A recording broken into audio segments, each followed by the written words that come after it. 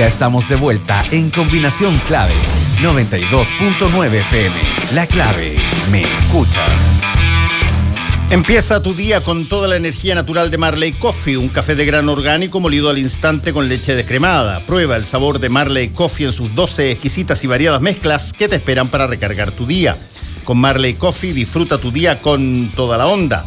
Ya estamos con nuestros panelistas que también son clásicos. Paulina Bodanovich de la Fundación Horizonte Ciudadano. ¿Cómo estás, Paulina? Hola, Fernando, muy bien, gracias. Y José Francisco Lagos de República. ¿Cómo estás, José Francisco? Muy bien, Fernando, muchas gracias. Bueno, veamos algunos de los temas que son interesantes. Me dio a mí la impresión que durante por lo menos unas 48 horas o 72 horas, la idea de postergar las elecciones que se planteó hace un ratito, estaba como que calando relativamente bien en el gobierno, pero veo ahora que el ministro del Interior, subrogante, tomó distancia del tema y dijo que una suspensión, dice la frase, creemos que sería bastante poco presentable. Una cosa es alterar, llamémoslo así, la forma tradicional de voto para hacerlo en 2 días y otra es suspenderla. ¿Cómo se está viendo eso, José Francisco? O sea, yo creo que la experiencia del plebiscito dio una señal de que en algunos lugares que incluso estaban en cuarentena, como pasó en algunas regiones del país, era posible hacer la elección manteniendo las normas sanitarias de resguardo. El problema que se agrega hoy día es que con la cantidad de elecciones que hay en paralelo y lo que se van a demorar las personas, es posible que se produzcan más aglomeraciones. Y por eso tiene tanta justificación, en una cuestión opinable, por supuesto, pero tiene justificación el tomar todas las medidas posibles para que se eviten esos aglomeramientos, como la división de 2 días. Yo creo que, dadas las circunstancias actuales del país, que se ha abierto un poco un montón de actividades, sería más difícil la decisión que al principio, por ejemplo, que la decisión del año pasado de suspender las elecciones. Sin embargo, no hay que olvidar que la pandemia está en un muy duro momento. O sea, si uno ve las cifras, sí, lo que uno tendería a pensar que estamos en igualdad de condiciones del peor momento en cuanto a casos, pero la situación respecto de los hospitales, en las camas de urgencia, o las camas de cuidado intensivo más bien, no es que sea mejor debido a, por ejemplo, que ahora estamos testeando a más gente. Y entonces ese efecto hace que yo creo que estoy de acuerdo con la presidenta del Colegio Médico en cuanto hay que esperar hasta el último momento a ver si es prudente o no hacer las elecciones. Yo sé que sería un gasto adicional de recursos, un problema institucional, pero la salud de las personas tiene que estar por sobre eso. ¿Cómo lo ves tú, Paulina? Mira, yo creo que es bien grave la situación sanitaria en que estamos, pero también aún queda un espacio de tiempo en que se ha anunciado que, por ejemplo, la gente sana ya se empieza a vacunar la próxima semana. Hay un 80% de la población mayor de 60 años ya vacunada, que va a tener probablemente la segunda dosis antes de eso. Por lo tanto, pareciera que estamos justo en el minuto en que aún la situación puede revertirse y permitirse, además con esto de que la votación se haya dividido en 2 días, que haya menos aglomeraciones. Está la experiencia del plebiscito, el ministro París lo dijo, que podría darse esa misma situación, así que prefiero ser optimista, pero evidentemente es muy preocupante la situación en que estamos. Las camas críticas están al tope. En Antofagasta quedaba una cama ayer, y así en muchas ciudades del país ya estamos en un límite muy complejo, así que el autocuidado aquí es fundamental también. Sí, ahí hay un punto donde convengamos una cosa, digamos, alterar la elección en términos de hacerla en 1 o 2 días tiene de alguna manera un impacto distinto a decir pospongámosla.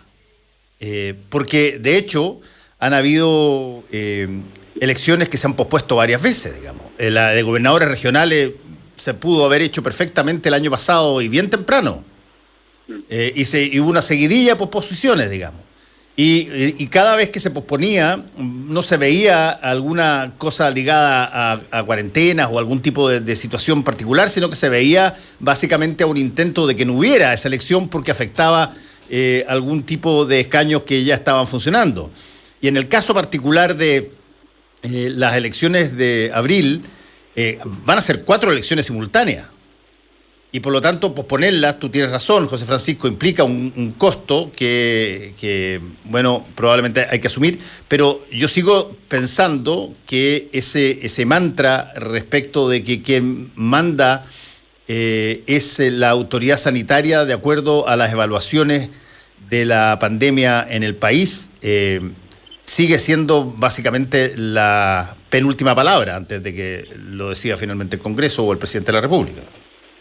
Sí, y ahí agregar una cuestión que es lo que decía Paulina respecto al autocuidado, pero hay una situación particular que hoy día es la más preocupante, que es que las personas que deberían estar confinadas, que es de toda lógica y todos estamos de acuerdo en que deberían estar confinadas, que son los contagiados, varios de ellos, de hecho casi 800 el último fin de semana, fueron sorprendidos en los controles que hicieron los carabineros.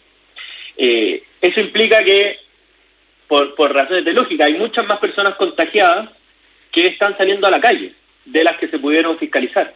Y eso es lo más grave, cuando tú tienes que 800 personas están contagiadas saliendo a la calle y por tanto se pudiera producir en el proceso de votación, independientemente de los resguardos que uno ponga, se puede producir, o sea, es probable provocar un problema mayor logístico que hace muy difícil enfrentar. O sea, por ejemplo, si alguien va a votar que está contagiado y en el local de votación le dicen no, usted no puede votar porque está contagiado, ese local va a tener que cerrar. O sea, ninguna persona va a querer volver a ir a un lugar donde estuvo un contagiado, no sabe qué lugar estuvo. Y eso es el problema, como la desinstitucionalización de las situaciones fácticas que son infinitas. O sea, y ahí por eso yo creo que la decisión de la primera vez fue más bien acertada porque no se sabía todo lo del virus, no estábamos tan preparados. Hoy día tenemos otras circunstancias, pero claro, yo estoy de acuerdo contigo en que la penúltima palabra la va a tener que tener la autoridad sanitaria, porque no estamos en un buen momento en la pandemia y se han relajado hartas cosas que antes considerábamos esenciales, como la que hice al principio. Sí, bueno, esa es una de los temas y yo imagino que se debe también tomar una decisión relativamente rápido, ¿eh? Porque ya estamos en los últimos días de marzo, abril está encima y me parecería muy irresponsable de que esto se tomara una decisión, no sé, 3-4 días antes de la elección, digamos, no tiene mucho sentido. Si ahora se puede evaluar bien y se pueden conseguir los consensos para ya sea hacerlo o dilatarlo con un calendario que sea comprensible y racional, yo creo que no tenemos muchos días más para decidir eso. Hay un tema también que estás diciendo tú que es bien importante, Fernando, el tema del calendario. Fíjate que hay tantas elecciones este año, porque por ejemplo la de gobernador tiene una segunda vuelta. Por lo tanto, calzar esta eventual suspensión es bien difícil también, porque después tenemos la fecha de inscripción de las primarias legales, tenemos las primarias legales, la fecha de inscripción a la candidatura presidencial, que es la única que no podría correrse, entiendo yo, por un tema que eso sí que sería muy complejo, ¿cierto? Entonces, las candidaturas, o sea, las elecciones, una vez que se desarrollan, requieren ser calificadas. O sea, los candidatos no están electos hasta que no hay un proceso de calificación de elecciones. Por lo tanto, los plazos ya están bastante acotados para dar cumplimiento al calendario electoral que tenemos hoy día. Entonces, entendiendo el tema sanitario, creo que hay que hacer un llamado no solo a las autoridades, sino que a la población. Hay que nos cuidemos, que hay que esto de que salga la gente contagiada realmente es impensable. O sea, al grado de desafección que hemos llegado como ciudadanos de no importarte salir y contagiar al resto. Y el otro tema es que la vacuna tampoco protege al 100%, aun cuando tengan las 2 dosis. O sea, todavía podría ser que esa persona contagie. Entonces, yo creo que aquí las medidas sanitarias, la responsabilidad social que tenemos que tener es enorme. E ir tomando conciencia que esto es para largo, ¿no? Ya se vio, se está viendo en Europa también el proceso, entonces creo que hay que preocuparse bien del cambio que significó la pandemia ya en nuestras vidas. Sí, bueno, lo mismo pasó de alguna manera con el plebiscito, José Francisco, lo dilatamos un par de veces y finalmente se produjo la elección en plena pandemia más masiva de la historia. No, yo tengo la impresión de que las ganas de votar esta vez, y particularmente en la Convención Constitucional, los gobernadores regionales, sobre todo las personas de regiones, también es una necesidad y una ansiedad ciudadana que por eso es bien interesante que esta vez no se comunique a la virulí o muy rápidamente, sino que se haga bien para que se alejen cualquier tipo de especulaciones respecto a utilizaciones de esta dilación con fines políticos. O sea, absolutamente de acuerdo, y además concuerdo con lo que se ponía respecto a cómo tiene que calzar un calendario general también.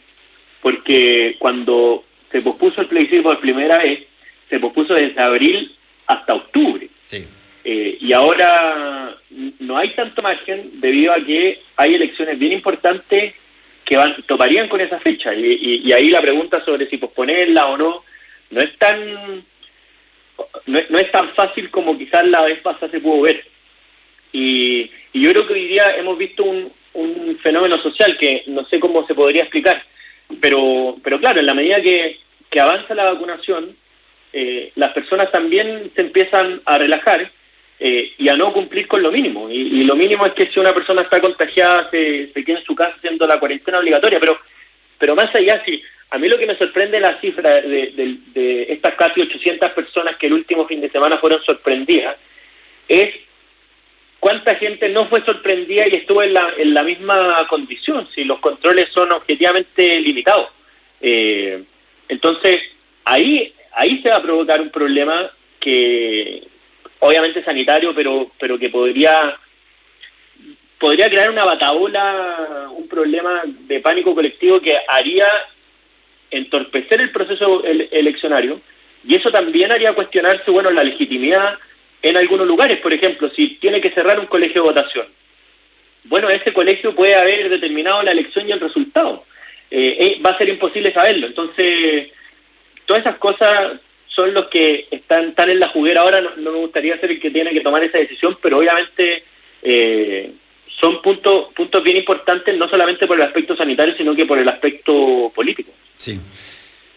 Bueno, esa es una materia que me imagino se va a seguir discutiendo, y tiene que ser rápido, y no tiene que darse la impresión de que se hace a la carrera improvisadamente, porque, insisto, las elecciones son un ejercicio logístico súper complejo, por mucho que tengamos experiencia en eso, particularmente si es que hay más de una elección, y en este caso hay 4, eso requiere un tratamiento profesional muy importante, y yo tengo la impresión que no puede pasar quizás de esta semana o la mitad de la próxima para tomar una decisión definitiva y cortarla con las especulaciones respecto de esta dilación.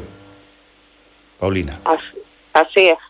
Es bien necesario que se determine, además, bueno, hay otras complejidades. Hoy día los candidatos, candidatas están privados prácticamente de la posibilidad en gran parte, al menos de la región metropolitana, de desarrollar las campañas.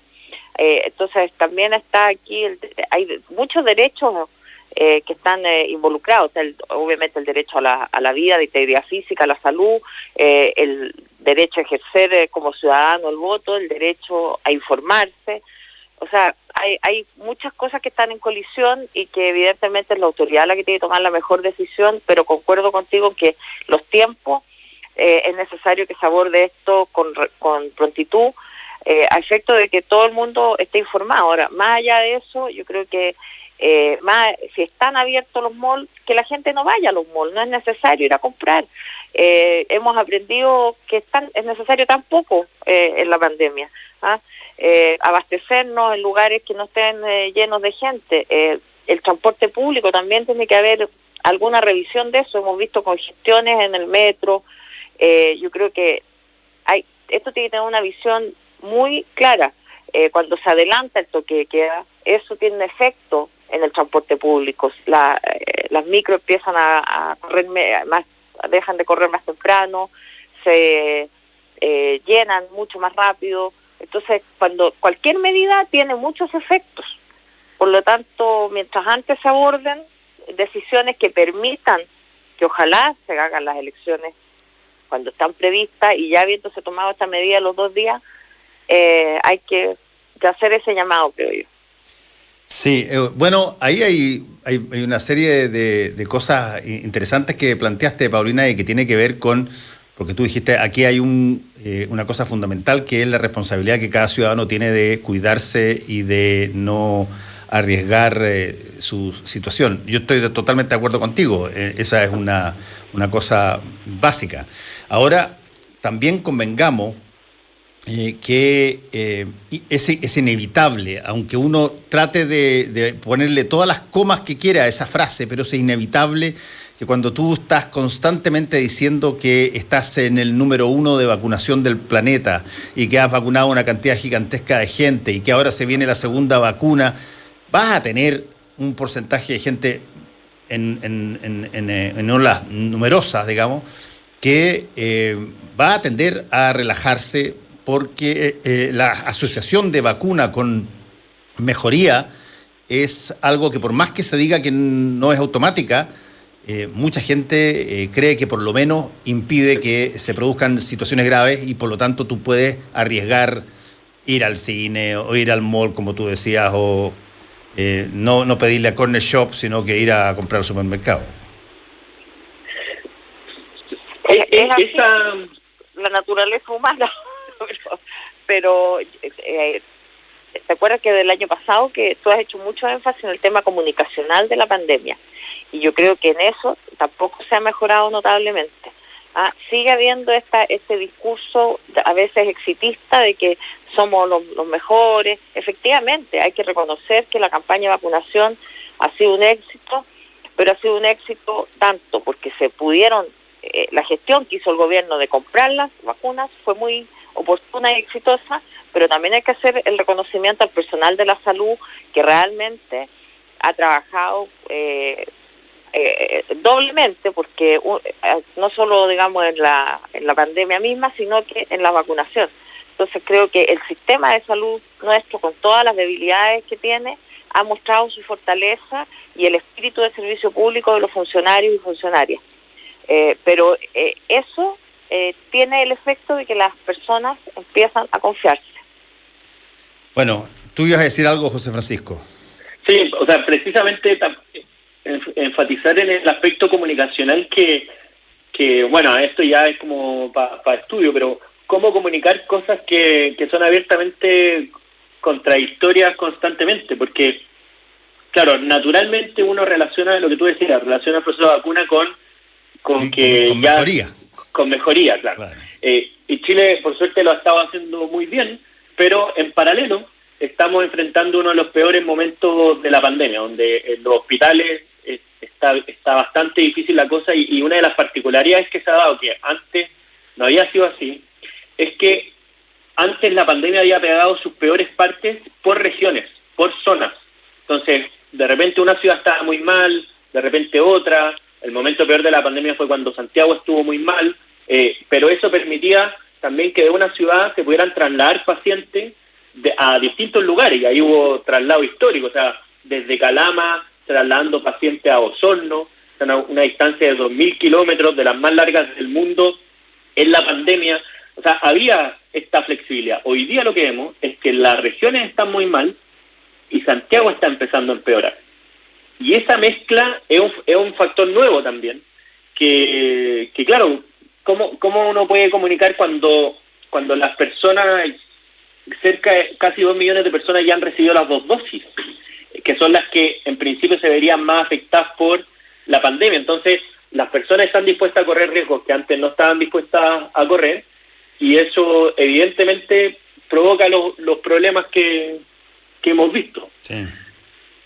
Sí, bueno, el punto ese equilibrio entre, porque convengámoslo, José Francisco, tú estuviste en el gobierno también, y no sé si, Paulina, tú trabajaste alguna vez en el gobierno de la presidenta Bachelet, pero se cruzan pulsiones, ganas. El deseo de comunicar buenas noticias es una cosa súper importante. Es una cosa que no solamente por razones políticas, porque se mejora la aprobación, porque los ratings de las autoridades suben, no, porque es parte de tu pega, digamos. ¿Cómo no va a ser bueno comunicar de que estás en la cúspide de vacunación? Y simultáneamente, ¿sabes tú que hay un riesgo de que ese tipo de comunicación genere un relajo o genere algún tipo, y por lo tanto tienes que combinar las cosas para que no se te produzca un desbande eventual y la gente crea que ya prácticamente no hay peligro, digamos? Pero me parece perfectamente lógico de que por una parte estemos celebrando la calidad del proceso de vacunación y por otra parte tengamos que poner énfasis en que este asunto no ha terminado y hay que hacerlo en serio. Hay campañas que se pueden hacer incluso gratuitas en televisión, en medios, para casos como este, para temas sanitarios y otros. Entonces, yo creo que el gobierno debiera tener información más allá de la que transmiten los matinales o los diarios, digamos. Debería dar estas informaciones de forma clara. Cuando partió la pandemia teníamos todos los días, ¿se acuerdan? Este programa en que salía el ministro Mañalich en ese tiempo, que daba a dar cuenta de los contagiados, de los fallecidos. Era como todos los días esta estadística en un programa. Después llegó el ministro París y ya se transformó esto casi en un matinal que duraba mucho rato. No digo que lo hagan así de nuevo, pero sí no normalicemos la cantidad de muertos, la cantidad de contagios, como si esto fuera parte de nuestras vidas. Estamos en situación grave. Tenemos la misma cantidad de contagios que teníamos en junio del año pasado, cuando casi todo Chile está, digamos, en fase 1. Entonces, si no hay una comunicación clara, oportuna, esto no va a tener buen resultado, porque la vacuna tampoco asegura que no contagiemos. Entonces, hay que dar esta información bien clara y oportunamente. Bueno, me queda muy poquito tiempo. Oye, me entra una llamada. Les quiero avisar, por favor, a las de la encuesta Ipsos. No contesto encuestas porque tengo que hacer trabajo informativo al aire. Así que, por favor, dejen de llamarme por teléfono. 4 veces me han llamado ya. Oye, Oye, qué suerte que a ti te llaman de la encuesta, y me llaman los bancos. No sé, o sea, a mí también de repente me llaman los bancos, pero por un problema ético, los periodistas, yo considero, y particularmente los que hacemos política, no podemos estar sujetos a trabajo en encuesta. Yo lo digo cada vez que me dicen la primera vez, pero de repente empiezan esta seguidilla de gente que te empieza a llamar y dice ahí Ipsos encuesta, una vez, 2 veces, 3 veces, y todo seguido, como pensando de que por la insistencia uno va a contestar. No se puede. Sé para quién llaman. Ya, muy bien. Ok, oye, por último, bueno, vamos a una nueva cosa. Ayer terminó sus labores como presidenta del Senado Adriana Muñoz, y se viene la elección, las elecciones siguen siendo parte, estas elecciones siguen siendo bastante, yo te diría,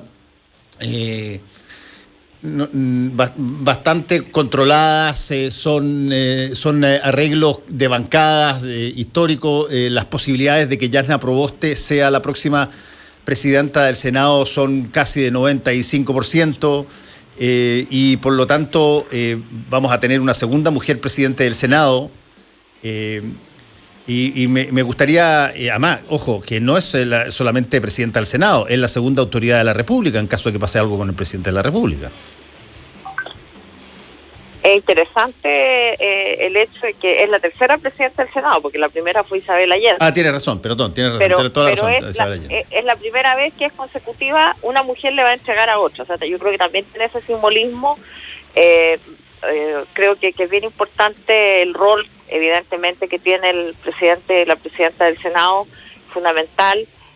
Lo vimos el año pasado con discusiones, por ejemplo, acerca de la admisibilidad de un proyecto de ley, etcétera. Tiene un rol bastante republicano y, como dices tú, generalmente las mesas tienen acuerdos, y eso hace prever que Jasna Proboste sea la próxima presidenta con casi total seguridad. Desearle éxito a ella, viene un periodo álgido, va a tener la misión también de instalar la constituyente, este nuevo periodo, digamos, así que bien interesante lo que le va a tocar vivir. Sí, ¿y tú tienes alguna opinión al respecto, José Francisco? O sea, yo estoy de acuerdo contigo en que no creo que hagamos una sorpresa como la que vimos en la Cámara de Diputados. Sí, yo tampoco creo. Sí, no, así que eso. Sí, así que probablemente Jasna Proboste va a ser la próxima presidenta del Senado. Gracias, José Francisco, gracias, Paulina, cuídense, nos encontramos la próxima semana. Muchas gracias, cuidarse. Chao, Paulina. Porque la información, opinión y debate son una combinación clave. Escuchas a Fernando Paulsen por la 92.9 en Santiago. La Clave me escucha. En marzo, el panorama es